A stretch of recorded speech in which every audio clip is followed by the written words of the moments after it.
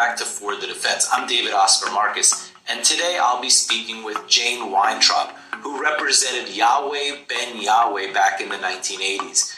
Yahweh ben Yahweh means son of God, and this was one of the craziest cases and set of facts that you will ever hear. You remember back in season 1 when we spoke to Roy Black about the McDuffie riots and how Miami was really suffering. Well, Yahweh ben Yahweh tried to rebuild the black community. He was even given keys to the city. He was doing so much good. But many saw him as a leader of a cult. He wore white robes, as did his followers. He ran what was called the Temple of Love. His enforcers were called death angels and were rumored to cut off the ears of enemies as trophies.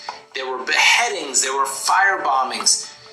He ended up, Yahweh ben Yahweh, being charged in both federal and state court. And in federal court, he was charged with RICO, which, as we know, is saved for organized crime, mafia.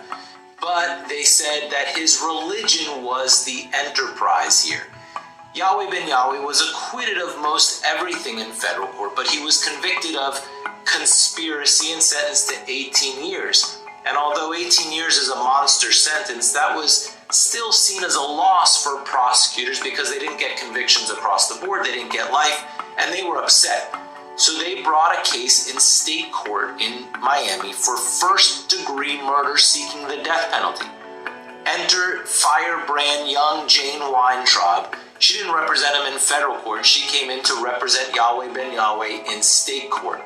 The state's theory was not that Yahweh ben Yahweh committed the murders, but that he ordered his followers to do so. And one of those main followers was given a huge break to testify against Yahweh ben Yahweh. Let's see what happens next in For the Defense.